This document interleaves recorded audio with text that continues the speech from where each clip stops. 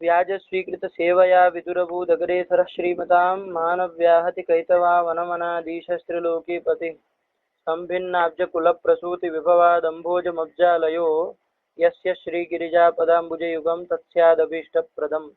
भगवत्यै नमः। चलिए तृतीय लक्षण में ध्यान दीजिए। आप लोग थोड़ा बहुत पाठ लगा है, ठीक है, कोई बात नहीं। साध्यवत प्रतियोगिका न्योन्याभावा सामानाधिकरण्यम, यही लक्षण बताया ना। और इसी लक्षण का हमने फलितार्थ वो मतलब अर्थ निकाला था। क्या निकाला थे? और असामानाधिकरण्यम का अर्थ था स्वाधिकरणा वृत्तित्व, और स्वस्य वही साध्यवत प्रतियोगी अन्योन्या भाव को ही लेना है। इसलिए पूरे साध्यवत प्रतियोगिका न्योन्या भावाधिकरण निरूपित वृत्तित्व भाव। अवृत्तित्व मतलब वृत्तित्व भाव होता है ना, तो यही लक्षण आया। तृतीय लक्षण का क्या स्वरूप बना? साध्यवत प्रतियोगिका न्योन्या भावाधिकरण निरूपित वृत्तित्व भावो व्याप्ति ही। ठीक है, तो चलिए बना लिया। तो लक्षण समन्वय सब जगह, वन्यमान धूमात और धूमान वन्य में अतिव्याप्ति भी नहीं होगी, ये सब जगह कर लिया था ना। ठीक, संयोगी द्रव्यत्व में, हाँ, संयोगी द्रव्यत्व में भी जो द्वितीय लक्षण में अंतिम में दोष आया था उसका भी वारण हम लोगों ने कल कर लिया। ठीक, चलिए अब यहाँ पर आशंका एक उठाई गई थी बीच में कि भाई ये साध्यवत प्रतियोगिका न्योन्या भावा सामानाधिकरण्यम ये लक्षण बनाएंगे तो क्या होगा? असंभव लगेगा, असंभव लगेगा। ठीक है ना, क्योंकि साध्यवत प्रतियोगी का अन्योन्या भाव करके साध्यवत घटो भयम न इस तरह से ले लेंगे सब जगह अभाव। अरे जो भी साध्य होगा तदवत घटो न, ये तद घटो न, इस तरह से उभय प्रतियोगी का अन्योन्या भाव ले लेंगे वो घट को जोड़ जोड़ करके। तो ये जो उभय प्रतियोगी का अन्योन्या भाव लेंगे, जैसे वन्यमान धूमान में देखिए वहां पर वन्यमत प्रतियोगी का अन्योन्या भाव करके, ठीक है ना। अरे साध्य वन्य है ना, तो साध्यवत प्रतियोगी का अन्योन्या भाव करके कौन ले लेंगे? वन्यमत घटो भयम न, यही तो ले लेंगे। अन्योन्या भाव ले लेंगे कि नहीं ले लेंगे? ये भी साध्यवत प्रतियोगी है कि नहीं है?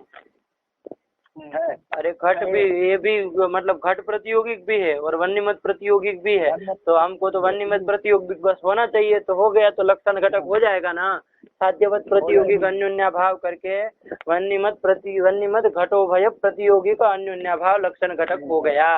हुआ कि नहीं? इसके प्रतियोगी ध्यान दीजिएगा, वन्यमत भी है घट भी है। ठीक, अब ये वन्यमत घटो भय का जो भेद है ना, अन्योन्या भाव है ना उभय का, ये कहाँ रहेगा? वन्यमत में रहेगा कि नहीं रहेगा? रहेगा।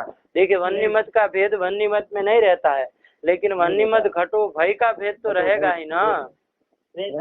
उसी तरह घट में घट का भेद नहीं रहेगा, लेकिन वन्यमत घटो भय का तो भेद रहेगा कि नहीं रहेगा? चलिए, तो वन्यमत घटो भय प्रतियोगी का अन्योन्या भाव करके, वन्यमत प्रतियोगी का अन्योन्या भाव करके कौन अन्योन्या भाव ले लिया?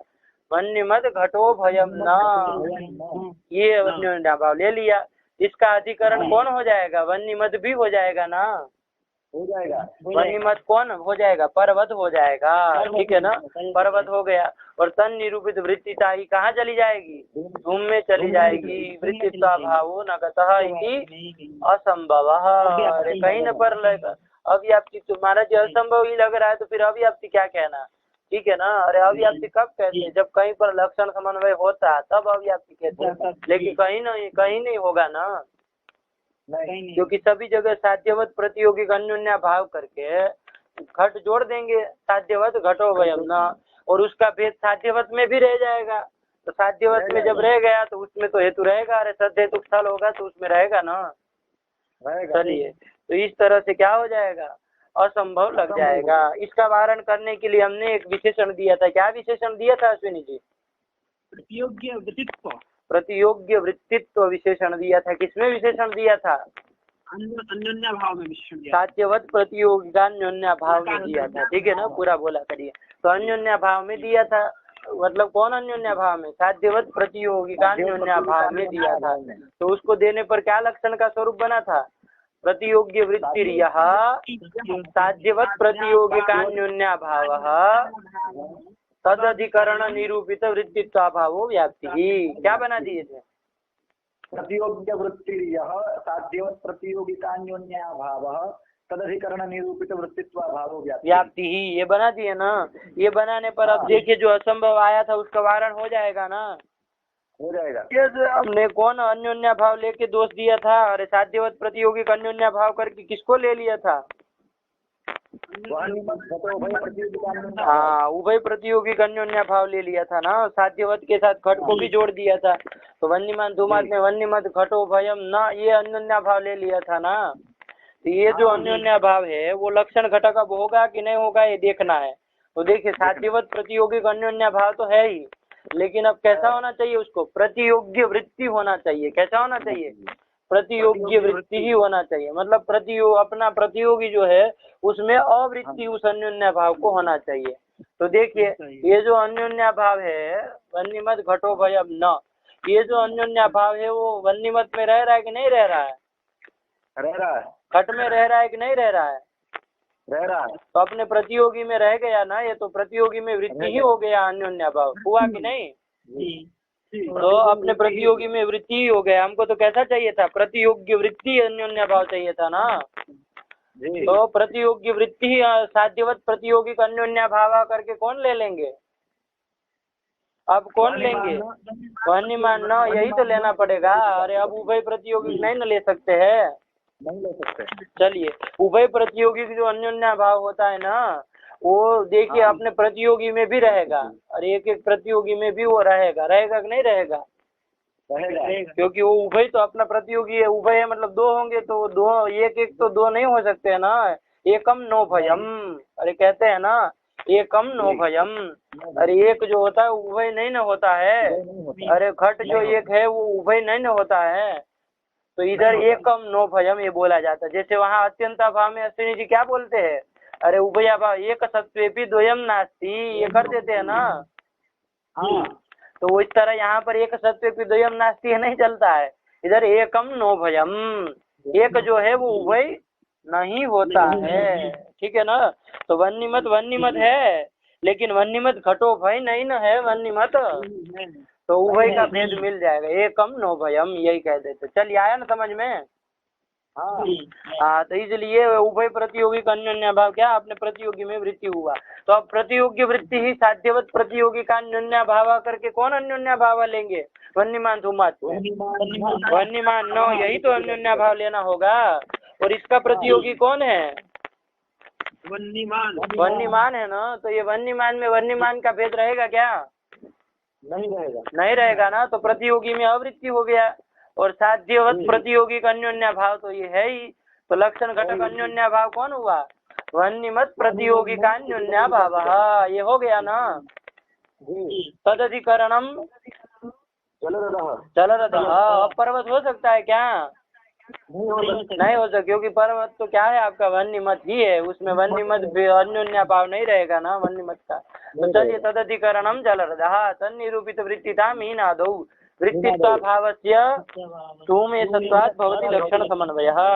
तो असंभव का वारण कर दिया ना। लक्षण का स्वरूप क्या बना महाराज जी? प्रतियोग्य वृत्ति साध्यवत प्रतियोगी का अन्योन्या भाव तदधिकरण निरूपित वृत्तित्व भाव व्याप्ति ही। ठीक है ना, ये कर दिया। क्या बोले अश्विनी जी? साध्यवत प्रतियोग्य वृत्ति अरे साध्यवत प्रतियोग्य वृत्ति ये क्या कह रहे हैं? प्रतियोग्य वृत्ति साध्यवत प्रतियोगान्योन्या भाव तदधिकरणम निरूपित वृत्तित्व भाव व्याप्ति। प्रतियोग्य वृत्तिर्यः प्रतियोग्य वृत्तिर्यः साध्यवत प्रतियोगिकान्योन्या भावः तदधिकरण निरूपित वृत्तित्व भाव व्याप्ति। चलिए लक्षण का स्वरूप बना दिया। फिर आगे जाके ननु से एक शंका उठाई थी। उन्होंने ये कहा था कि कहाँ वन्यमान धूमाद इत्यादि जो नानाधिकरण का साध्य का स्थल है। ठीक है ना। मतलब नाना है अधिकरण साध्य का, अधिकरण का साध्य है जिस स्थल में, ऐसे स्थल को क्या कहेंगे? नानाधिकरण का साध्य का स्थल। ठीक है ना। मतलब ऐसा स्थल जिसमें साध्य जो है उसका नाना अधिकरण होता हो, एक अधिकरण न होता हो, अपितु अनेक अधिकरण होते हो।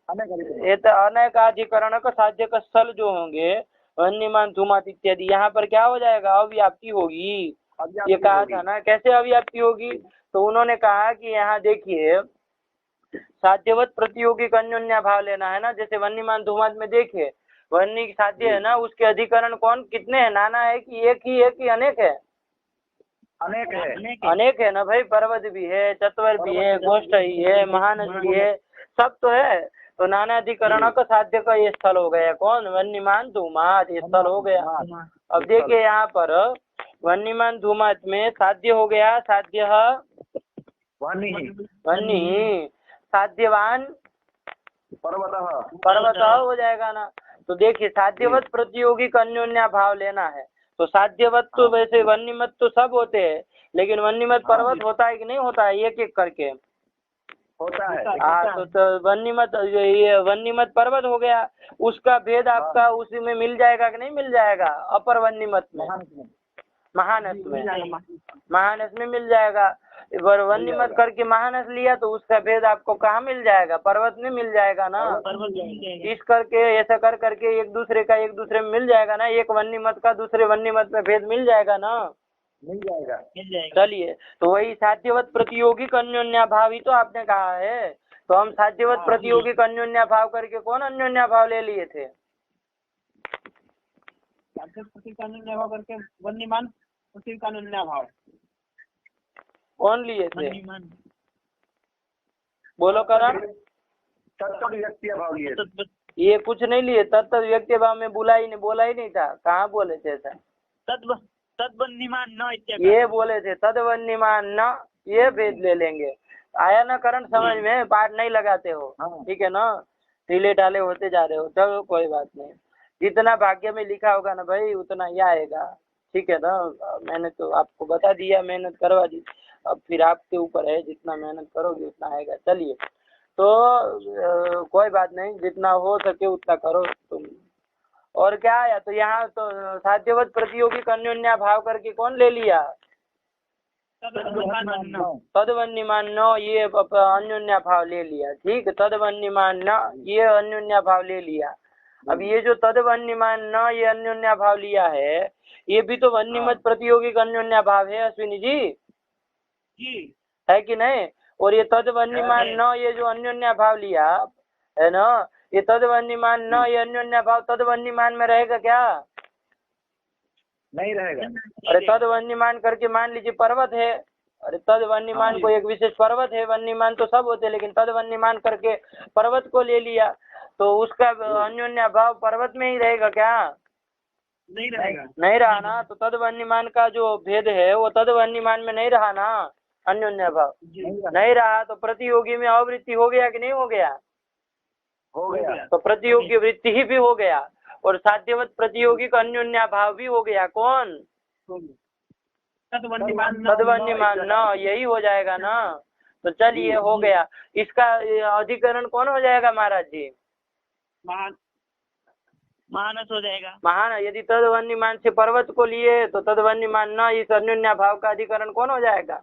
महानस भी हो जाएगा। और तन निरूपित वृत्तिता कहाँ जाएगी? धूम में जाएगी। धूम में जाएगी। वृत्तित्व अभाव नहीं गया, तो क्या हो गया? अव्याप्ति लगी ना।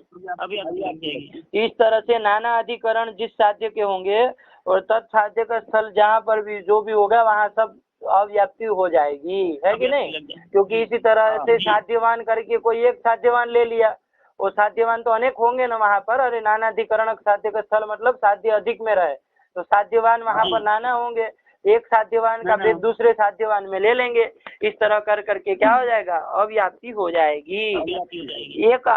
एकाधिकरण का साध्य का स्थल यदि कोई होगा तो वहाँ पर होगा क्या? अव्याप्ति।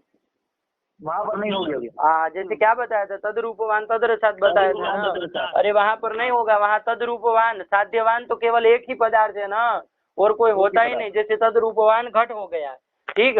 और उस तद्रूपवान जो तद्रूप जो साध्य है, तद्वान केवल घट ही होगा, और कोई तो होना नहीं है। तो तद्रूपवत प्रतियोगिक अन्योन्या भाव जो है तद्रूपवान न, ये उसका भेद कहाँ मिलेगा? अरे पटादि में ही मिलेगा ना, घट में थोड़ी नहीं मिलेगा। तो पटादि में ही मिलेगा। और तन निरूपित वृत्तिता कहाँ जाएगी? पट के रस में जाएगी, तद रस में जाएगी क्या? नहीं जाएगी। अरे तद रस से केवल घट रस ही तो है, तो तद पट रस में गई तो वृत्तित्वाभावस्य तद रसे सत्वाद भवति लक्षण समन्वयः। तो लक्षण समन्वय वहाँ तो हो जाएगा। कहाँ पर? एक व्यक्ति के जहाँ- साध्य के स्थल में। एक व्यक्ति के साध्य का स्थल क्या होता है भाई? एकाधिकरण साध्य का स्थल। एकाधिकरण का साध्य का स्थल बोलो। अरे अधिकरण में एक कह रहे हैं, साध्य एक, तो क्या कह रहे हो तुम, बोलो हैं? क्या कह रहे हो? अरे साध्य तो वन्नी है ना, तो यहाँ वन्यमान भी तो एक व्यक्ति साध्य का स्थल हो गया। और वन्नी तो है ना, वन्नी भी तो एक ही है जी। तो एक व्यक्ति साध्य का स्थल तो ये भी हुआ। यहाँ तो दोष लगता है, तो तुम्हारा वचन तो गलत हो गया ना कि एक व्यक्ति साध्य का स्थल में दोष नहीं आएगा। क्या बोलोगे? एकाधिकरण का साध्य का एकाधिकरण स्थल। का साध्य का स्थल। हाँ, अरे अधिकरण बोलो। एक अधिकरण का साध्य का स्थल हो, मतलब एक ही अधिकरण हो जिस साध्य का, ऐसा साध्य का स्थल यदि कोई हो तो ऐसे स्थलों में दोष नहीं आएगा। ठीक, चलिए नहीं आएगा। ये कर दिया। तो यहाँ नानाधिकरण साध्य का स्थल में अव्याप्ति लगेगी, ये बता दिया। और इसका वारण करने जी। के लिए ननु ने यही शंका उठाई थी ना कि यहाँ अव्याप्ति दुर्वारा, जी। और उसका वारण करने के लिए यदि क्या देते हैं, साध्यवत प्रतियोगिक अन्योन्या भाव की जगह क्या निवेश करते हैं, साध्यवत्वावच्छिन्न प्रतियोगिक अन्योन्या भाव। अरे साध्यवत प्रतियोगिक अन्योन्या भाव की जगह यदि साध्यवत्व मात्रावच्छिन्न प्रतियोगिक अन्योन्या भाव का निवेश करते हैं तो क्या हो जाएगा? तो पंचम लक्षण के साथ दोष नहीं। अव्याप्ति का वारण तो हो जाएगा। पहले ये बोलो पंडित जी, कहाँ जा रहे हो तुम? अरे वन्य साध्यवत्व मात्रा अवच्छिन्न प्रतियोगिता का अन्योन्या भाव का विवक्षा कर देंगे तो इस जो अव्याप्ति हो रही है वन्यमान धूमात इत्यादि नानाधिकरण का साध्य का स्थल में, वहाँ पर अव्याप्ति का वारण तो हो ही जाएगा ना। क्योंकि वहाँ पर कैसे हो जाएगा तो ये भी ध्यान दीजिए। कौन अभाव लक्षण साध्यवत प्रतियोगिक अन्योन्या भाव करके कौन अभाव के ले रहे थे? तद वहनिमान न, यही अव्याप्ति देने के लिए यही लिया था ना, तद वहनिमान न, यही तो अन्योन्या, यही तो लिया था अन्योन्या भाव। तो चलिए अब ये कैसा होना चाहिए? अब साध्यवत प्रतियोगिक अन्योन्या भाव की जगह क्या कहेंगे? साध्यवत्व मात्रा अवच्छिन्न प्रतियोगिता का भाव। मतलब कि साध्यवत्व ही अवच्छेदक होना चाहिए, साध्यवत्व मात्र से ही अवच्छिन्न प्रतियोगिता का अन्योन्या भाव होना चाहिए। ठीक है ना? और किसी धर्मावच्छिन्न प्रतियोगिता का अन्योन्या भाव नहीं ले सकते। तो चलिए यहाँ पर तदवन्यमान ये जो भेद अन्योन्या भाव लिया था ना, तदवन्यमत प्रतियोगिक अन्योन्या भाव, इसकी प्रतियोगिता किसमें थी अश्विनी जी? इसकी प्रतियोगिता दो में थी। अरे प्रतियोगिता किसमें, ध्यान से बोलो। तदवन्यमान न, ये अन्योन्या भाव की प्रतियोगिता किसमें, ये पूछा। सही से बोला, अन्न बंड मत बोलिए। प्रतियोगिता तत्व में थी और वन्यमान में थी। वन्यमान निष्ठा गलत बोल रहे हैं ना। अरे प्रतियोगिता किसमें थी?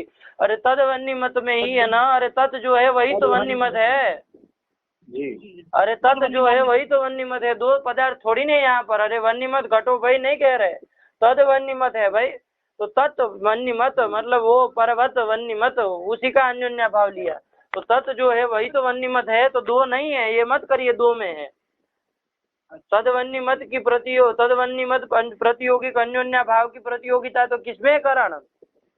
तद वहनिमत में ही है। हाँ, तदवन्यमत में ही है ना, तदवन्यमन निष्ठा प्रतियोगिता।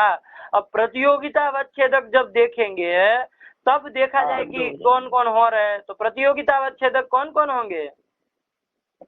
तत्व वहनिमत उभयत्व कहाँ से आ गया भाई?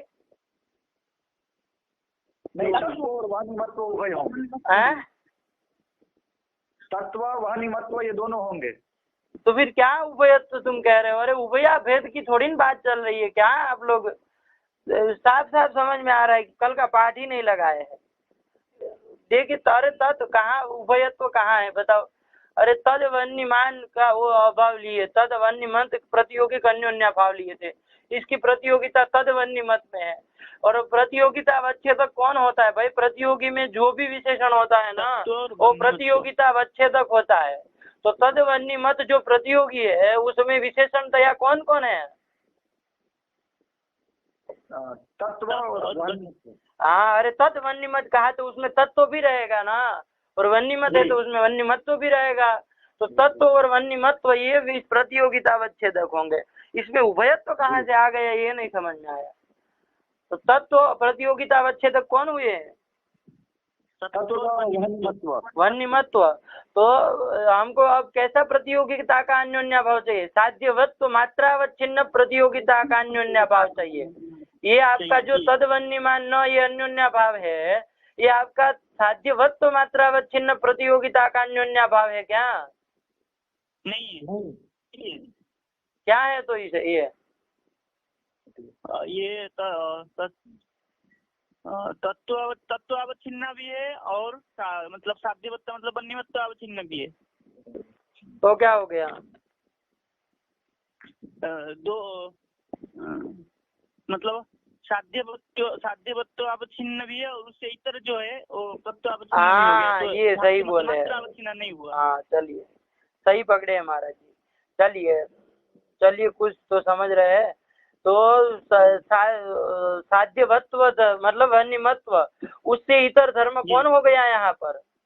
तत्व उससे भी अवच्छिन्न है ना। अरे साध्यवत्व मात्र से अवच्छिन्न नहीं है, तदितर धर्म जो तत्व धर्म है उससे भी अवच्छिन्न हो गए। तो साध्यवत्व मात्रावच्छिन्न प्रतियोगिता का अन्योन्या भाव करके अश्विनी जी तदवन्यमान ये अन्योन्या भाव लक्षण घटक होगा क्या? नहीं होगा। नहीं ना होगा। कौन होगा लक्षण घटक? बोलिए अब। वन्यमान वन्यमान न यही तो आएगा। अरे यही तो केवल वन्यमत्व मात्रावच्छिन्न प्रतियोगिता का अन्योन्या भाव है। चलिए, तो यही लक्षण घटक। और वन्यमान न इस भेद का अधिकरण कोई पर्वत चतुर गोष्ठ मानस में से कोई हो सकता है क्या? नहीं होगा। अरे वन्यमान तो ये सब है ना, पर्वत भी है, चतुर भी है, गोष्ठ भी है, मानस भी है, सब है।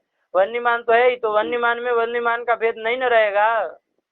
नहीं। तो वन्यमत्वावच्छिन्न वन्यमत्व मात्रावच्छिन्न प्रतियोगिता का अन्योन्या भाव वन्यमान न इत्याकारक अन्योन्या भाव यही तो होगा। और तदधिकरण कौन होगा? तदधिकरणम तन्निरूपित वृत्तिता मीनादो वृत्तित्वाभावस्य चलिए लक्षण समन्वय हो गया। ठीक है ना महाराज जी, समझ में आया? जी समझ में आया। चलिए, तो अवारण हो गया अव्याप्ति का। और जो प्रतियोगी वृत्तित्व विशेषण, अब प्रतियोगी वृत्तित्व विशेषण अश्विनी जी देने की जरूरत पड़ेगी जब ये निवेश कर दिया तो? नहीं जरूरत नहीं। अरे वन्यमत घटो भाई प्रतियोगिक अन्योन्या भाव भी तो अब लक्षण घटक नहीं होगा, क्योंकि हमने क्या निवेश किया? साध्यवत्व मात्र से अवच्छिन्न प्रतियोगिता का अन्योन्या भाव होना चाहिए। और महाराज जी यहाँ वन्यमत घटो भयम न ये प्रतियोगी या भेदीय जो अन्योन्या भावीय प्रतियोगिता है वो किन निष्ठा है? वन्यमत निष्ठा और घट निष्ठा उभय निष्ठा है ना। चलिए वन्यमत घटो भय निष्ठा है। वो प्रतियोगिता वच्छेदक क्या होगा? वन्यमत्व घटत्व उभयत्व। ये तो तृतीय धर्म होंगे ना अश्विनी जी? जी। चलिए, तो ये तो तृतीय धर्म अवच्छिन्न अन्योन्या भावीय प्रतियोगिता हुई है कि नहीं? और हमको तो कैसी चाहिए? अरे वन्यमत्व मात्रावच्छिन्न साध्यवत्व मात्रावच्छिन्न प्रतियोगिता का अन्योन्या भाव लेना है। यहाँ तो साध्यवत्व से अतिरिक्त कौन धर्म से अवच्छिन्न है? उभयत्व धर्म। ठीक है ना, इनसे भी अवच्छिन्न प्रतियोगिता का अन्योन्या भाव। ये तो ये भी लक्षण घटक नहीं होगा। कौन होगा? केवल और केवल वन्यमान न, यही तो लक्षण घटक होगा। वन्यमान धूमात्मा। तो इसलिए प्रतियोगी वृत्तित्व की जी जरूरत नहीं है। तो यही कहा था ना, प्रतियोगी वृत्तित्व अपहाय साध्यवत्व मात्रावच्छिन्न प्रतियोगिता का अन्योन्या भाव विवक्षण है, ये कहा था ना। तो इसलिए क्योंकि अब प्रतियोगी वृत्तित्व की जरूरत भी नहीं पड़ेगी, तो साध्यवत्व मात्रावच्छिन्न प्रतियोगिता का अन्योन्या भाव कह देने से ही वो जो अव्याप्ति का वारण तो हो जाएगा। लेकिन महाराज जी क्या समस्या बताई थी, अब बोलो? तो पंचम लक्षण के साथ कौन रुकती ऐक्यापत्ति होने लगेगी, यही कहा था ना अश्विनी जी। पंचम लक्षण में भी चूंकि यही किया जा रहा है। अरे वहाँ पर भी साध्यवद अन्य वृत्तित्व में ना, तो वहाँ पर भी साध्यवद अन्य मतलब साध्यवद भेदाधिकरण निरूपित वृत्तित्व अभाव, तो वहाँ पर भी साध्यवद भेद जो है ना वो इसी तरह से लिया जाने वाला है। वो मुक्तावली में थोड़ा पंचम लक्षण आया है, तो उसमें भी आप लोग देखे होंगे। तो ये निवेश करते हैं ना साध्यवत्व मात्रावच्छिन्न, तो ये निवेश वहाँ पर भी करने वाले हैं। तो दोनों एक ही तरह के हो गए कि नहीं हो गए? ठीक है ना। तो इस तरह से क्या हो जाएगा? पंचमेन सह पौनरुक्ति की क्या आएगी? आपत्ति आएगी, एक क्या आपत्ति आएगी। ठीक, चलिए यही आपत्ति ननु ने दी, ठीक है ना। चलिए कौन रुक आपत्ति, तो फिर क्या कहा, उसका खंडन भी तो किया था इति चेन न करके, क्या बताया था कि भाई देखिए ये जो है ना नानाधिकरण का साध्य का स्थल, वो तो जैसे केवलान्वयी साध्य का स्थल में हम क्या मान लेते हैं, अरे पांचों लक्षणों की अव्याप्ति मानते हैं ना केवलान्वयी साध्य का स्थल में, अश्विनी जी जी हाँ। जी पांचों लक्षणों में मानते हैं ना। जी उसी तरह ये तृतीय लक्षण में वो केवलान्वयी की तरह अव्याप्ति जैसे मानते हैं, उसी तरह ये जो नानाधिकरण का साध्य का स्थल है ना, उसमें भी हम क्या मान लेंगे, दोष मान लेंगे कि यहाँ पर भी मतलब ये दोष बना रहेगा, हम मान लेंगे। उसका वारण करने के लिए अब जब दोष मान ही लिया, स्वीकार ही कर लिया, तो अब उसका वारण करने के लिए कोई निवेश नहीं न करेंगे, साध्यवत्व मात्रावच्छिन्न प्रतियोगिता का न्यूनभाव नहीं करेंगे तो लक्षण का स्वरूप क्या बनेगा जब निवेश नहीं करेंगे, तो अश्विनी जी प्रतियोग वृत्ति यह साध्यवत प्रतियोगिकान्वयनाधिकरण निरूपित वृत्ताभाव व्याप्ति। हाँ, साध्य प्रतियोग्य वृत्ति यहाँ साध्यवत प्रतियोगिकान्योन्याभावः तदधिकरण निरूपित वृत्तित्वाभावो व्याप्ति, यही करेंगे ना। अरे जब वो निवेश नहीं करेंगे तो प्रतियोग्य वृत्तित्व तो दिए ही थे, है ना। तो ये निवेश करके यही लक्षण मानेंगे। तो अब तो पंचम के साथ अलग अलग, क्योंकि पंचम में इस तरह का नहीं है, वहाँ साध्यवत्व मात्रावच्छिन्न ये सब किया गया है, और यहाँ पर ये निवेश नहीं है, तो अलग हो गया ना महाराज जी। तो ऐक्यापत्ति आएगी नहीं आएगी, ठीक है ना। वो नानाधिकरण साध्य के स्थल में जो अव्याप्ति दोष आ रहा था उसको क्या किया, फिर वो दोष तो बना रहेगा, वो दोष मान लिया, ठीक है ना, कि केवलान्वयी साध्य के स्थल में जैसे अव्याप्ति लगती है उस तरह नानाधिकरण का साध्य के स्थल में भी दोष मान लिया जाएगा। कौन से लक्षण में, अरे तृतीय लक्षण में बोलो ना, क्या प्रतियोग्य वृत्ति यह कह रहे हो, तृतीय लक्षण ये जो है उसमें ये भी दोष मान लिया जाएगा। चलिए आया कि नहीं, ये कर दिया, ठीक। अब आगे यहाँ तक पाठ हो गया था ना कल, जी हो गया था। चलिए तो ये लग नहीं रहा है ना आप लोगों को भी हो गया था ऐसा। चलिए तो वही लिखा था अंतिम में, क्या लिखा था पढ़िए महाराज जी, के वक्ष्यमाण इति चिन्ह के बाद क्या लिखे थे, केवलान्वय व्याप्ति अत्र दोषत्वात् वक्ष्यमाण केवलान्वय्य व्याप्ति वद। अरे केवलान्वयी में जैसे अव्याप्ति थी ना तद्वत् अस्यापि, अस्यापि मतलब क्या समझे अश्विनी जी, नानाधिकरण साध्य का स्थल अस्यापि अत्र दोषत्वात्, अत्र मतलब तृतीय लक्षण है, ये तृतीय लक्षण में, ठीक है ना, इसमें ये भी दोष मान लिया जाएगा, ठीक। अरे ये केवलान्वयी साध्य का स्थल में क्यों दोष आता है भाई, केवलान्वयी साध्य का स्थल पांचों लक्षणों में अव्याप्ति आती है क्या जी है? अरे पांचों लक्षणों में एक ही दोष है ना, मतलब वही दोष दिया ना, केवलान्वयी साध्य का स्थल में दोष आता है, अव्याप्ति लगती है। जैसे केवलान्वयी साध्य का स्थल कौन है, थोड़ा देख भी तो लिया जाए, केवलान्वयी साध्य का स्थल बार बार आ रहा है, तो केवलान्वयी साध्य का स्थल क्या है अश्विनी जी, सदहेतु स्थल बोलिए। कपि संयोगी नहीं, अरे केवलान्वयी साध्य का स्थल कह रहे, अव्याप्ति वृत्ति साध्य स्थल नहीं कह रहे।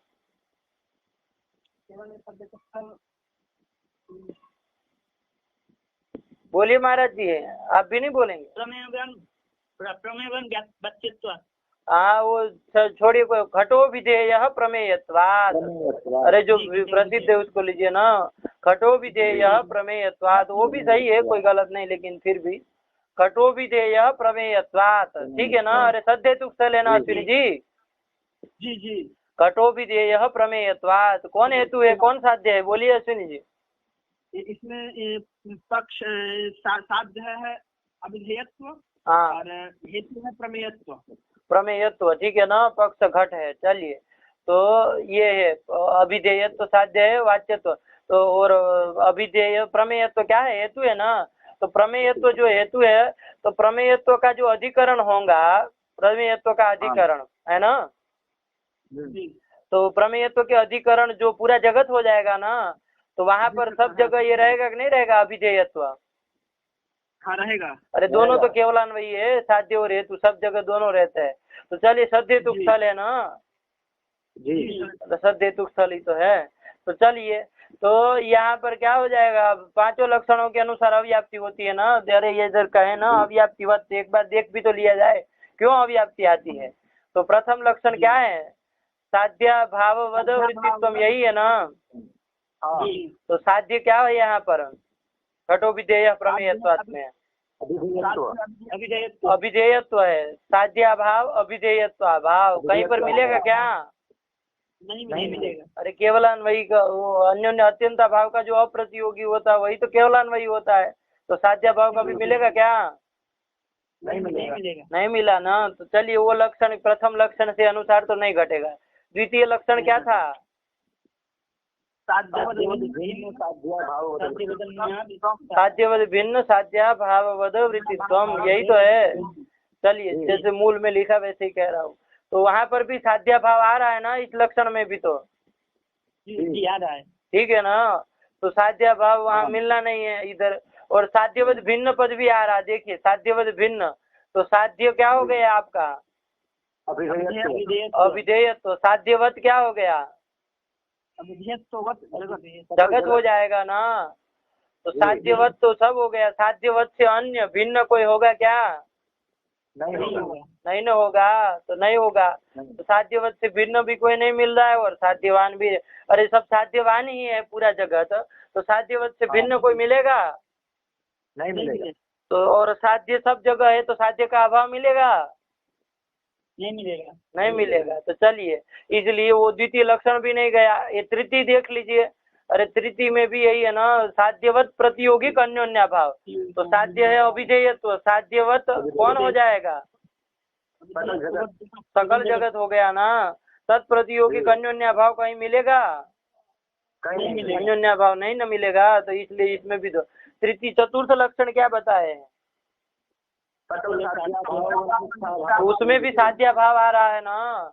और साध्या भाव आ गया चाहे साध्यवत का भेद आ गया, कुछ भी आ गया तो गया फिर काम से, क्योंकि साध्या भाव मिलना नहीं है, मिलेगा नहीं। तो चतुर्थ लक्षण में भी दोष आया। पंचम लक्षण क्या है, साध्य वदन्या वृत्तित्व में ना। तो साध्यवत से अन्य कह रहे हैं ना भिन्न, तो साध्यवत तो पूरा जगत हो गया अभिधेयत्व, उससे भिन्न कोई मिलेगा, नहीं मिलेगा। तो इसलिए पांचों लक्षणों में इसलिए दोष आ रहा है ना, क्या नहीं मिल रहा है, या तो साध्या भाव नहीं मिल रहा है किसी में, या तो साध्यवत का भेद नहीं मिल रहा है ना। अरे पांचों लक्षणों में किसी में साध्या भाव आ रहा है और या तो साध्यवत का भेद आ रहा है। कोई बता सकता है कि कौन कौन कौन लक्षण में साध्या भाव आ रहा है और कौन से लक्षण में साध्यवत का भेद आ रहा है,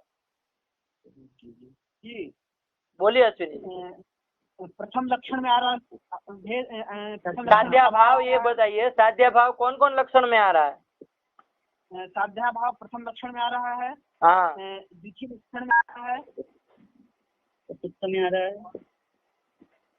प्रथम में आया, फिर द्वितीय में आया, द्वितीय में आया, फिर और चतुर्थ में आया, चतुर्थ में आया। तो साध्या भाव आ गया तो उसमें तो घटना नहीं है ना, नहीं। और साध्यवत भिन्न कहाँ कहाँ आ रहा है, दो में आ रहा है, पंचम में, तृतीय और पंचम में, और कहीं आ रहा है नहीं।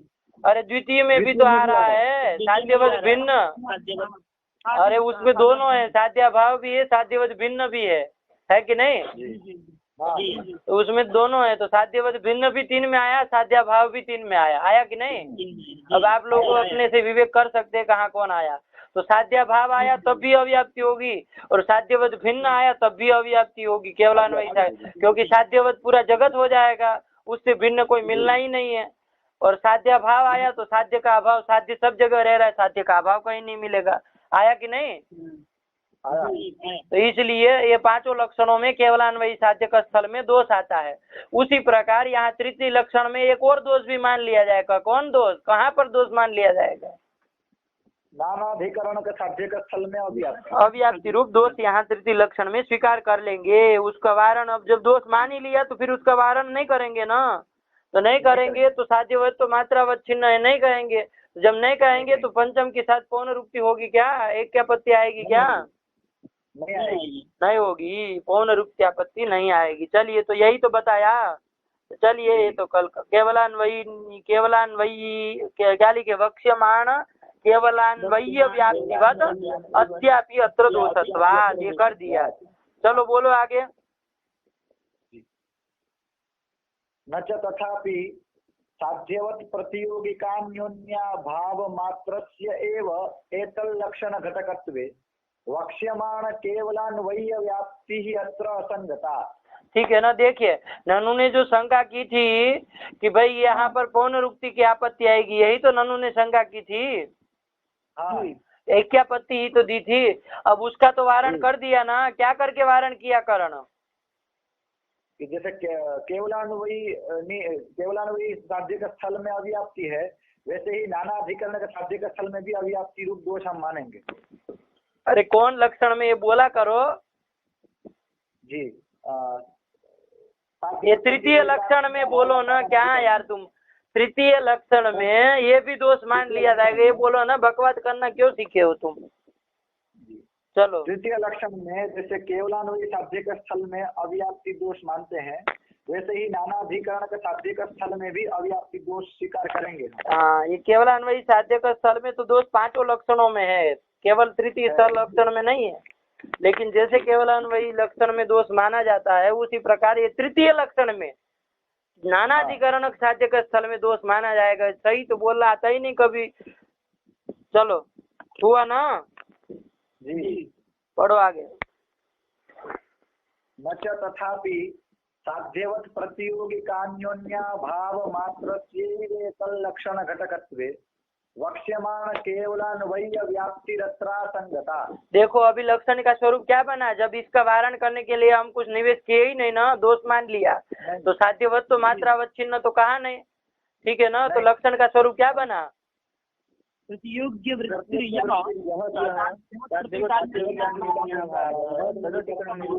तदधिकरण निरूपित वृत्तित्व अभाव व्याप्ति, यही बना दिया ना। तो कहा कि यदि केवल यही निवेश करेंगे तो न च तथापि। ठीक है ना, वही कह रहा है। चलो पढ़ो। न च तथापि साध्यवत् प्रतियोगिकान्योन्या भाव मात्रस्यैवेतल्लक्षण घटकत्वे वक्ष्यमाण केवलान्वय्य व्याप्तिरत्रा संगता। हाँ चलिए, आपने अब साध्यवत् प्रतियोगिकान्योन्या भाव को ही निवेश किया ना। अरे साध्यवत तो मात्रावच्छिन्न का तो निवेश नहीं न किया, पुनरुक्ति किया। पुनरुक्ति के डर से आपने नहीं न किया उसका निवेश। तो चलिए केवल साध्यवत प्रतियोगिक अन्योन्या भाव का ही निवेश किया, तो उससे होगा क्या? अब वक्ष्यमाण, अरे गंगेशोपाध्याय जी ने जो कहा ना केवलान्वयी भावात, दोष दिया ना, केवलान्वयी साध्य के स्थलों में दोष आता है, पांचों लक्षणों का कहा ना, तो वो तो असंगत हो जाएगा तृतीय लक्षण में। अरे तृतीय लक्षण में असंगत हो जाएगा, बताइए अब नहीं होगा। अरे कैसे आप कह रहे थे, बोलो कारण बताओ। यहाँ जो केवलान्वयी तृतीय लक्षण अभी जो बना उसमें दो केवलान्वयी साध्य का स्थल में अव्याप्ति कैसे होते थे, अभी तो बताया था जी। साध्य जैसे घटो अभिधेय प्रमेयत्व, हाँ, तो साध्य अभिधेयत्व और साध्यवत सकल जगत हो जाएगा। हाँ, साध्यवत प्रतियोगिकान्योन्या भाव मिलेगा ही नहीं। ठीक यही कह रहे थे ना। अरे अभिधेय तो वध ही सकल हो गया जगत, उसका भेद नहीं मिलेगा कह रहे थे। लेकिन अब आपने साध्यवत तो मात्रावच्छिन्न तो नहीं कहा, केवल क्या निवेश किया है? साध्यवत प्रतियोगिकान्योन्या भाव का ही तो निवेश किया है। तो साध्य देखिए क्या हुआ, साध्य साध्यम अभिधेयत्वम। ठीक है ना। साध्यवत अभिधेयत्ववत पूरा जगत होता है, लेकिन पट होता है, घट होता है कि नहीं होता है? होता है, घट होता है, उसका भेद। अरे साध्यवत करके यत किंचित साध्यवत ले लिया, अरे नहीं ले सकते क्या? अरे ले ही लेंगे ना। यहाँ पर साध्यवत करके यत विशेष साध्यवत का भेद ले लेंगे। ठीक है ना। सकल साध्यवत देखा जाए तो पूरा जगत हो गया साध्यवत, लेकिन साध्यवत जगत में से घट होता है कि नहीं होता है? होता है। अरे अभिधेयत्ववत घट हो गया बस के, तो तद अभिधेयत्वान न ये भेद लेंगे। और जैसे तद वन्यमान न कह रहे थे ना, वैसे तद अभिधेयत्वान न यही भेद ले लेंगे ना। तद अभिधेयत्वान करके केवल एक घट को ले लिया, उसका भेद ले लिया, तो उसका भेद तो प्रसिद्ध हो गया ना। हाँ प्रसिद्ध हो गया। हाँ, अरे कहाँ, अरे आप तो कह रहे थे कि अप्रसिद्धि होती है। हाँ चलिए, तो साध्यवत प्रतियोगिक अन्योन्या भाव मिल जाएगा, यही कहा ना। क्योंकि देखिए हाँ। साध्यवत केवल साध्यवत प्रतियोगी का अन्योन्य भाव चाहिए, तो साध्य करके लिया अभिधेयत्व, साध्यवत घट हो गया कि नहीं हो गया, घट हो गया। तो साध्यवत घट हो घट गया। प्रतियोगी का अन्योन्य भाव ले लिया, तो ये तो प्रसिद्ध हो जाएगा ना यदि किंचित साध्यवत का भेद लेंगे तो है। हाँ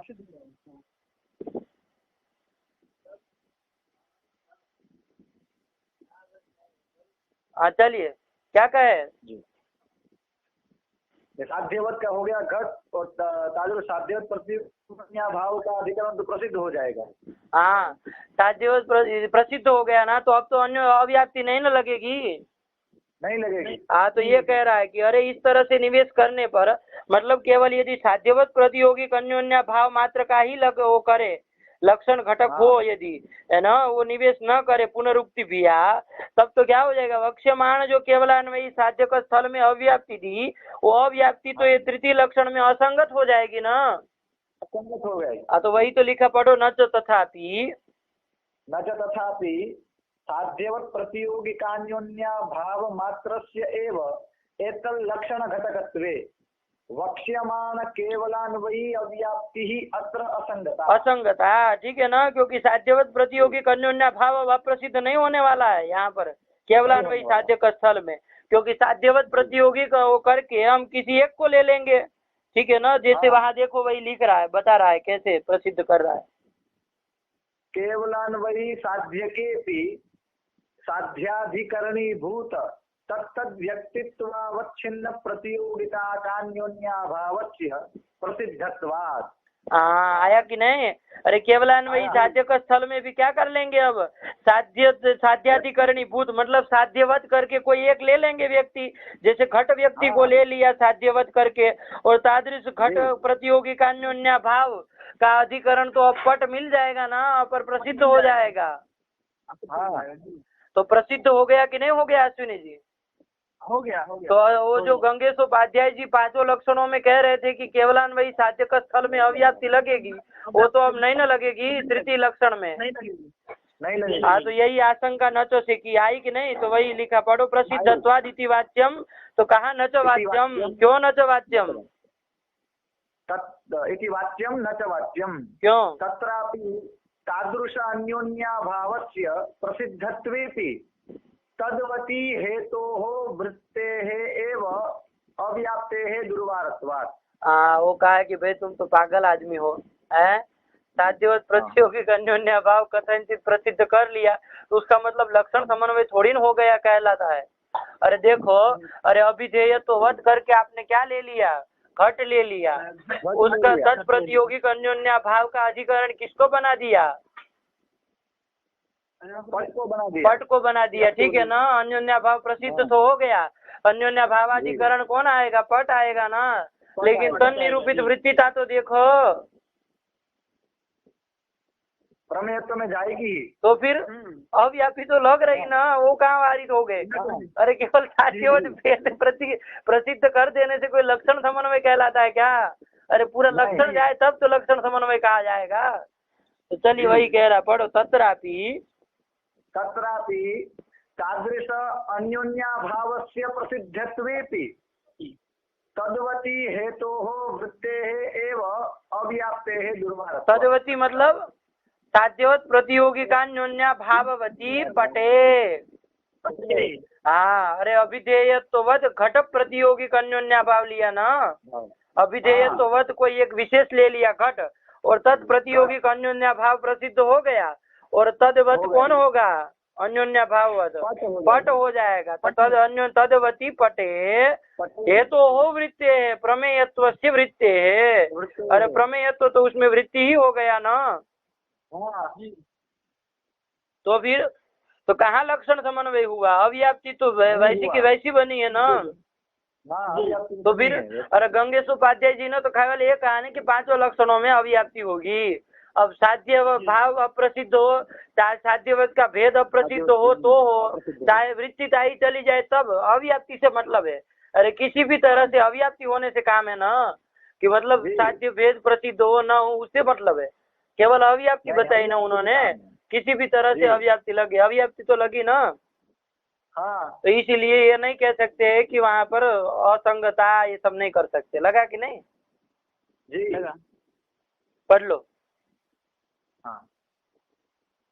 न च तथापि साध्यवत् प्रतियोगिकान्योन्याभाव मात्रस्य एव एतल्लक्षण घटकत्वे वक्ष्यमाण केवलान्वयी अव्याप्तिः अत्र असंगता। केवलान्वयी साध्यकेऽपि साध्याधिकरणीभूत तत्तद् व्यक्तित्वावच्छिन्न प्रतियोगिताकान्योन्याभावस्य प्रसिद्धत्वात् इति वाच्यम्। न च वाच्यम हो गया, आगे पढ़ो ना। अब प्रश्न ही बताते रहेंगे जिंदगी भर।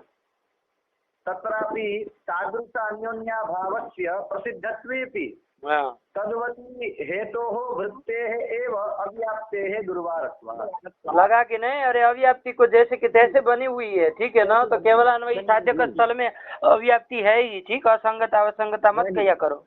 चलिए, आया ना समझ में? आया। तो चलिए, तो निष्कर्ष क्या निकला यहाँ तक का कि लक्षण का स्वरूप क्या माना?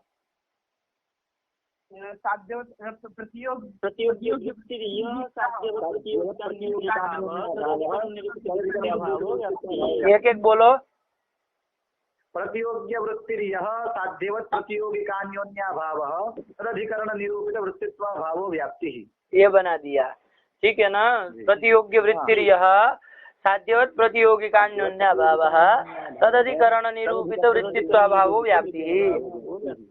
चलिए, तो ये बना देने पर दोष तो दिया था वहां पर, और नानाधिकरण साध्य का स्थल में, लेकिन उसको वारण करने के लिए साध्यवत्व मात्रा अवच्छिन्न इसका निवेश नहीं करेंगे। यदि करेंगे तो क्या समस्या आएगी? हाँ, तो नानाधिकरण साध्य का स्थल में तो दोष मान लिया जाएगा, ठीक है ना। तृतीय लक्षण में एक और दोष भी है साथ में, है कि नहीं? ये भी मान लिया।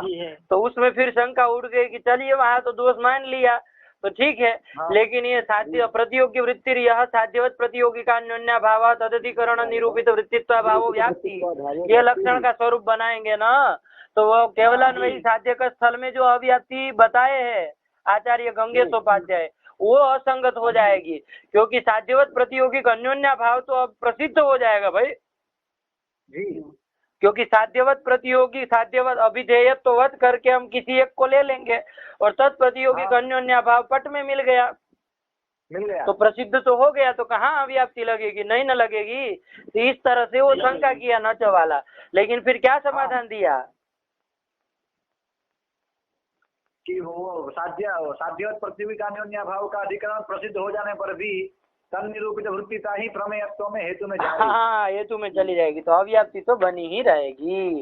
इसलिए अव्याप्ति असंगता ये नहीं कह सकते। बस यहाँ तक का ये आया ना। अब चलो आगे यदवा करके एक समाधान वो दे रहे हैं, ठीक है ना, एक समाधानांतर दे रहे हैं पक्षांतर से। चलो, तो वही जो ननु ने आशंका उठाई थी ना, अरे ननु ने क्या आपत्ति दी थी के साध्यवत्वावच्छिन्न प्रतियोगिता का अन्योन्याभावाधिकरण निरूपित वृत्तित्वाभाव करेंगे तो पंचम लक्षण के साथ पौन रुक्ति होगी, ठीक है ना, यही कहे थे। तो वही आपत्ति दिया था ननु, तो उसका वारण करने के लिए यदवा से समाधानांतर दे रहे हैं। पढ़ो। यदवा साध्यवत् प्रतियोगिकान्योन्याभाव पदेन साध्यवत्वावच्छिन्न प्रतियोगिता कान्योन्याभाव एव विवक्षित, ठीक है ना। अरे नानाधिकरणक साध्य का स्थल में अव्याप्ति वारण करने के लिए हम साध्यवत प्रतियोगिक अन्योन्याभाव पद से क्या ले लेंगे? साध्यवत्व अवच्छिन्न, साध्यवत्व मात्रा अवच्छिन्न प्रतियोगिता का अन्योन्याभाव की विवक्षा कर देंगे और लक्षण का स्वरूप क्या बना कर देंगे? साध्यवत्व मात्रा अवच्छिन्न प्रतियोगिता का अन्योन्याभावाधिकरण निरूपित वृत्तित्वाभावो व्याप्ति। और जब ये बना देंगे तो अब तो नानाधिकरण साध्य का स्थल में दोष नहीं ना आएगा। नहीं आएगा। लेकिन अब आशंका क्या उठेगी? तो पंचम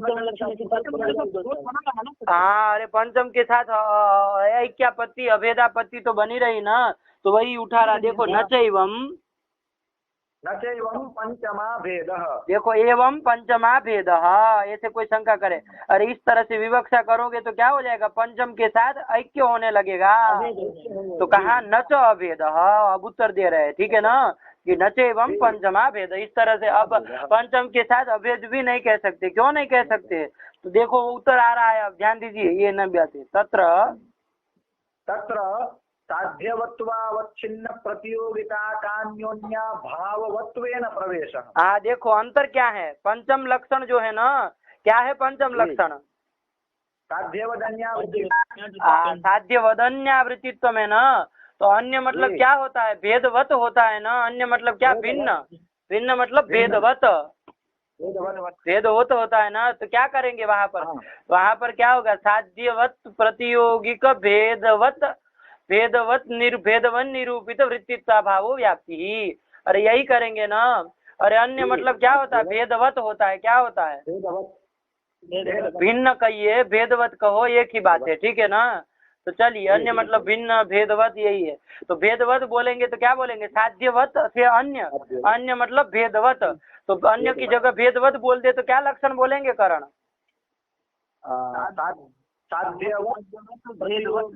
साध्यवत प्रतियोगी का भेदवत, भेदवन निरूपित वृत्तित्व भावो व्याप्ति। अरे अवृत्तित्व का अर्थ अवृत्तित्व भाव कर देंगे ना, तो क्या कर देंगे, पंचम लक्षण का स्वरूप करण, जैसे अभी बोले वैसे ही, एक अक्षर इधर उधर मत करना। साध्यवत प्रतियोगी का भेदवन निरूपित वृत्तित्व भाव व्याप्ति, ये हो जाएगा ना। और वहां पर भी ये साध्यवत तो मात्रावच्छिन्न प्रतियोगिता का भेद ये प्रवेश होगा, तो क्या बोलेंगे, साध्यवत तो मात्रावच्छिन्न प्रतियोगिता का भेदवन निरूपित वृत्तित्व भाव व्याप्ति, ये कर दिए ना। तो ये लक्षण का स्वरूप बना। और इधर क्या बना हमारा तृतीय लक्षण,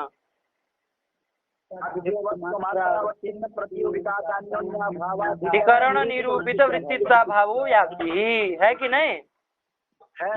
चलिए तो दोनों लक्षणों में देखो अधिकरण का प्रवेश तो हो रहा है, हो रहा है कि नहीं हो रहा है। अरे इधर भी बोले ना, साध्यवत तो मात्रावच्छिन्न प्रतियोगिता का न्योन्या भावाधिकरण बोले ना। और उधर भी क्या बोले, साध्यवत तो मात्रावच्छिन्न प्रतियोगिता का भेदवत बोले ना। अरे वत मतलब मतुब का अर्थ अधिकरण ही होता है ना, अधिकरण होता है, तू बोलते अधिकरण ही होता है ना मतुब का अर्थ। तो अधिकरण का प्रवेश तो दोनों में है, लेकिन एक लक्षण में अधिकरणत्वेन अधिकरण का प्रवेश है और एक में वत्वेन अधिकरण का प्रवेश है। तो बता सकते हो कि किस में अवत्वेन है, और मतलब पूरा बोलना है कि एक में साध्य वो क्या कहते हैं, साध्यवत्व मात्रावच्छिन्न प्रतियोगिता का भावाधिकरणत्वेन अधिकरण का प्रवेश है, और एक में साध्यवत्व मात्रावच्छिन्न प्रतियोगिता का भाववत्वेन अधिकरण का प्रवेश है। तो दोनों अलग अलग बोल सकते हो करण, बोलो जी। तो तृतीय लक्षण में साध्यवत्व मात्रावच्छिन्न प्रतियोगिता का न्योन्या भावाधिकरणत्वेन प्रवेश है। हाँ अधिकरण का है ना, अधिकरण का, अरे अधिकरण का अधिकरणत्वेन प्रवेश है। और उसमें पंचम लक्षण में, और पंचम लक्षण में साध्यवत्व मात्रावच्छिन्न प्रतियोगिता का भेदवत्वेन अधिकरण का प्रवेश। हाँ तो वत्वेन मतुवर्थत्वेन हुआ ना, अरे वत्वेन हुआ है ना, तो और यहाँ अधिकरणत्वेन हो रहा है। तो यही अंतर हो गया पंडित जी। अरे इधर अधिकरणत्वेन प्रवेश है, उधर मतुवर्थत्वेन, अरे वत्वेन कह रहे हैं ना, साध्यवत्व मात्रावच्छिन्न प्रतियोगिता का भेदवत्वेन, भेद और अन्योन्या भाव में कोई अंतर नहीं है।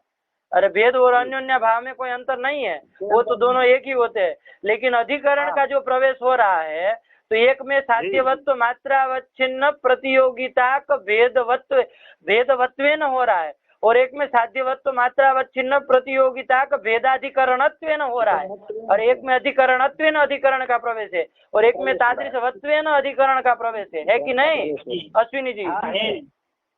हाँ तो वही लिखा, पढ़ो अत्र तू न तो पंचमा भेद के बाद पढ़ो, न तो न चैवम पंचमा भेद, पंचम के साथ ऐक्य की आपत्ति नहीं दे सकते है, क्यों नहीं? तो उत्तर दे रहा है, तत्र साध्यवत्वावच्छिन्न प्रतियोगिता का न्योन्या भाववत्वेन प्रवेश। कहाँ पर तत्र मतलब पंचम लक्षण है। हाँ पंचम लक्षण है। अरे वहाँ वत्वेन ही था ना, तादृश वत्वेन, तो वही। और अत्र तू मतलब तृतीय लक्षण है तू,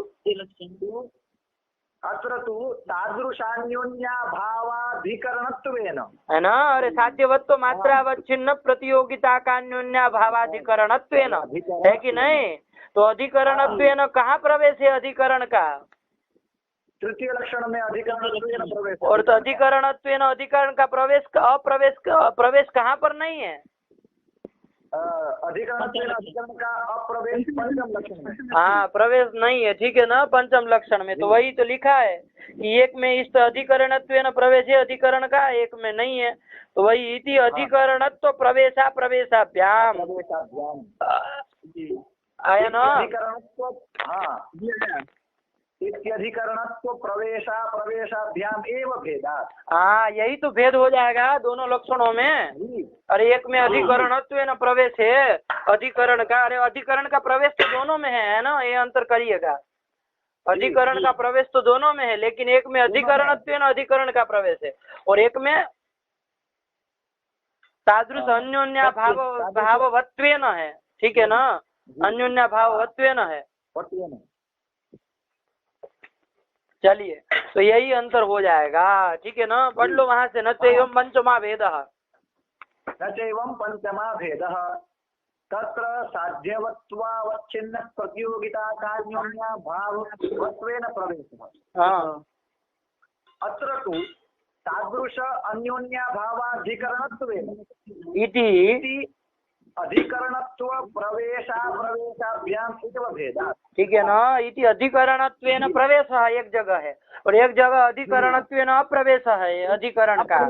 तो कहाँ पर अधिकरणत्वेन अश्विनी जी अधिकरण का प्रवेश है और कहाँ पर अधिकरणत्वेन अधिकरण का अप्रवेश है? बोलिए। तृतीय लक्षण में अधिकरणत्वेन प्रवेश है। किसका? अधिकरण का बोला करिए। अधिकरणत्वेन अधिकरण का प्रवेश है तृतीय लक्षण में।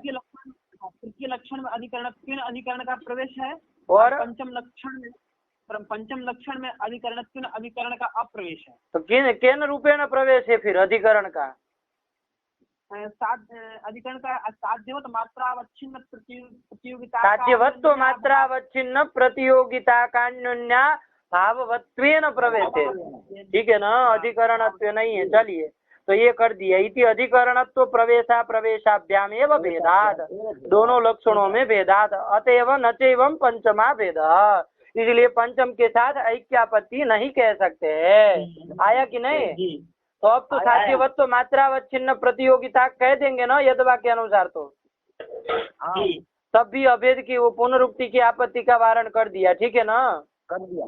चलिए, और अब तो नानाधिकरण साध्य का स्थल में दोष भी नहीं आएगा ना यदवा के अनुसार, नहीं आएगा, क्योंकि जब साध्यवत्व मात्रावच्छिन्न, तो यदवा के अनुसार लक्षण का स्वरूप क्या मनाएंगे तृतीय लक्षण का?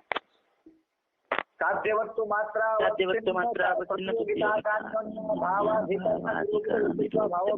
हाँ, यही कर देंगे, ठीक है ना। चलिए, यही कर देंगे यदवा के मतानुसार, है ना। इसके पहले जो समाधान आया था उसने तो क्या किया था? अरे वो तो कहा कि नानाधिकरण में दोष मान लिया जाए। भाई ये सब झगड़ा हमको नहीं करना है, ऐक्यापत्ति वाला हटाओ सब, उसके अच्छा तो दोष स्वीकार कर ले। अरे पंचम के साथ अभेद हो जाए, ठीक है ना, तो ये कर दिए थे ना। लेकिन यदवा ने ये किया कि भाई नहीं, वो वारण करेंगे हम, उसमें दोष नहीं मानेंगे। तृतीय वो क्या केवलान्वयी में ही दोष ठीक है, ये जो नानाधिकरण साध्य का स्थल है ना उसमें हम दोष नहीं मानेंगे। तो उसका वारण करने के लिए साध्यवत्व मात्रावच्छिन्न ये कह देंगे। तो जब कह देंगे यदि, तब तो पंचम के साथ अभेद की आपत्ति आएगी जो ननु ने दी थी वही। तो कहा कि नहीं, ये नहीं दे सकते क्योंकि इसमें अंतर है। अधिकरणत्वेन कहीं अधिकरण का प्रवेश है और एक पंचम लक्षण में अधिकरणत्वेन अधिकरण का अप्रवेश है, इसलिए क्या हो जाएगा? भेद हो जाएगा। इसी तरह से दोनों लक्षणों में, है कि नहीं? हाँ, चलिए, तो यही अंतर कर दिया। ठीक है, पढ़ो। तो पढ़ लो एक बार, फिर आगे चला जाए। न चैवं पंचमा भेदः हाँ, तत्र साध्यवत्वावच्छिन्न प्रतियोगिता कान्योन्या भाववत्वेन प्रवेशः। अत्र तु तादृशान्योन्या भावाधिकरणत्वेन इति अधिकरणत्व प्रवेशाभ्यामेव भेदात्। केषां भेदात्? अरे तृतीय पंचम लक्षणयोः भेदात् पंचमेन सह अभेदः इति वक्तुं न शक्यते, ठीक है ना। इति न च वाच्यम्, आया कि नहीं? ये उत्तर दे दिया। चलिए, अब एक प्रश्न बीच में एक शंका यहाँ उठा देखो है कि अरे ये तृतीय लक्षण में आप कह रहे हैं ना अधिकरणत्वेन अधिकरण का प्रवेश किया है, अरे तृतीय में किया है ये कह रहे हैं ना अधिकरणत्वेन। हाँ, तो यहाँ क्यों अधिकरणत्वेन अधिकरण का प्रवेश कर? यहाँ पर भी वत्वेन कह दीजिए ना। ये कौन सा मतलब जो वो जबरदस्ती है? कि अधिकरण, अरे अधिकरण अधिकरण का प्रवेश करने की क्या जरूरत है, वत्व ही न कर दीजिए। अरे यहाँ पर भी जैसे पंचम में करते वैसे भी यहाँ कर दीजिए ना, ये अंतर क्या कर दिए, अधिकरण अधिकरण का प्रवेश करने की क्या जरूरत है। ऐसी यदि कोई शंका उठा दे तो उत्तर दे रहा है, पढ़ो। अखंडा भाव घटकतया च नाधिकरणत्वांशस्य वैयर्थ्यम इति न कोऽपि दोष इति। हाँ, अरे अखंडा भाव है क्या, अरे जो कहा ना साध्यवत्व मात्रा अवच्छिन्न प्रतियोगिता का भावाधिकरण निरूपित वृत्तित्व भाव, ये जो वृत्तित्व भाव तक जो अभाव आया ना ये अखंडा भाव है। और जो अखंडा भाव होता है ना उसमें सार्थक्य वैयर्थ्य ये सब बातें नहीं होती है, ध्यान दीजिएगा, है ना। एक मत है ये भी इस तरह का, बहुत जगह वो गंगा में भी पढ़ते हैं तो आगे जाके आता है कि नहीं महाराज जी, कुछ याद आ रहा है? वहाँ पर आया अखंडा भाव ये करके पंक्ति भी लिखी गई। तो ये अखंडा भाव जो होता है ना उसमें फिर सार्थक्य वैयर्थ्य का विचार नहीं होता है, ठीक है ना। वही लिखा देखो, अखंडा भाव घटकतया, ये अधिकरणत्व जो यहाँ प्रवेश हुआ है ना तृतीय लक्षण में, तो अखंडा भाव ये मान लिया जाएगा और उसका ये घटक है अधिकरणत्व, ये तो उससे क्या हो जाएगा कि इसका वैयर्थ्य की आशंका नहीं कर सकते हैं। अखंडा भाव घटकतया अधिकरणत्वांशस्य न वैयर्थ्यम, ठीक है ना। अरे अखंडा भाव घटक पदों का वैयर्थ सार्थक्य का विचार नहीं होता है, वो सब अखंडा भाव मतलब एक ही अभाव, उसमें कोई खंड खंड वाली बातें नहीं होती कि इसका वैयर्थ सार्थक्य का विचार नहीं होता है, ठीक है ना। तो इसलिए ये नहीं कह सकते आपकी तृतीय लक्षण में अधिकरण का प्रवेश करने की क्या जरूरत थी, वो वत्व नहीं कर दिए होते, ठीक है ना। तादृश वत्व नहीं कर दिए होते, अधिकरण का प्रवेश कराना व्यर्थ है, इस तरह की यदि कोई आशंका करता है तो उसके लिए समाधान लिख दिया। क्या लिख दिया?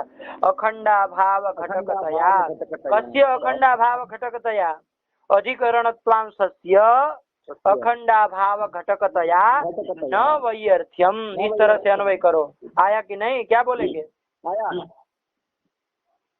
अधिकरणांश बोलो ना, अधिकरणत्वांशस्य अखंडा भाव घटकतया न वैयर्थ्यम इति न कोई दोषः, तो इस तरह से कोई दोष नहीं कह सकते। तो पंचम के साथ अभेद भी नहीं आया और नानाधिकरण साध्य का स्थल में कोई दोष अव्याप्ति रूप दोष भी नहीं स्वीकार करना पड़ा।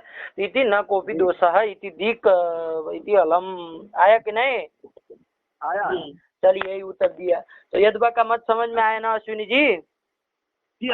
अरे वो वारण कर दिए नानाधिकरण साध्य का स्थल में अव्याप्ति का, क्या निवेश करके? साध्यवत्व मात्रा अवच्छिन्न प्रतियोगिता का अन्योन्य भाव निवेश करके, विवक्षा करके। तो पंचम के साथ अभेदापत्ति आप जो कह रहे थे ना, हाँ, तो उसको कहा कि नहीं वो नहीं दे सकते क्योंकि अंतर है, दूसरी ओर से कर दिए। एक में अधिकरण का प्रवेश है, एक में अप्रवेश है, इससे ही क्या हो जाएगा, दोनों लक्षणों में भेद हो जाएगा, दोनों लक्षण भिन्न भिन्न हो जाएंगे, ये कह दिया। फिर तो जाके क्या प्रश्न हुआ, अरे तृतीय लक्षण में तो फिर ये अधिकरण का प्रवेश क्यों किया है, वत्व नहीं कर दिए होते, अधिकरण करने का कोई प्रयोजन नहीं है, वैयर्थ्य होगा, ये सब आशंका करता था कोई। तो कहा कि नहीं, अखंडा ये अधिकरणत्वांश जो है ना, अधिकरणत्वांश ये क्या है, अखंडा भाव में घटकतया प्रविष्ट है। तो अखंडा भाव घटक जो पद होता है ना उनका सार्थक्य वैयर्थ्य विचार नहीं किया जाता है, उनका वैयर्थ्य की आशंका नहीं कर सकते है। इति न वैयर्थ्यम इति, तो अब तो कोई दोष नहीं आया ना। अरे पंचम के साथ अभेद भी नहीं आया और नानाधिकरण साध्य के स्थलों में दोष का वारण भी कर दिया, ठीक। तो चलिए यद्वा के समाधान के अनुसार क्या बनेगा लक्षण का स्वरूप? साध्यवत्व मात्रावच्छिन्न प्रतियोगिता का अन्योन्य भावाधिकरण निरूपित वृत्तित्व भावो व्याप्ति, ये बना दिए, ठीक है ना। और इसके पहले वाला जो समाधान था यद्वा से पूर्व वाला, वो तो दोष मान ले रहा था ना, पंचम के साथ अभेद आपत्ति भी है, क्या मान लेता कि अरे वो भी दोष स्वीकार करते, तो उसके अनुसार क्या लक्षण का स्वरूप बन रहा था?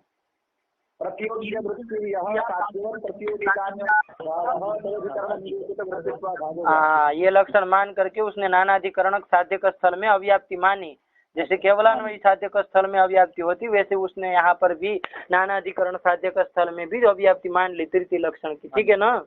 तो दोष स्वीकार कर लिया और ये लक्षण का, और इसको ये प्रतियोग्य वृत्ति ये सब कहने की जरूरत नहीं है। अरे सबका वारण इसी से हो जाएगा ना, उभय भेद का भी इसके इसी से वारण हो जाएगा।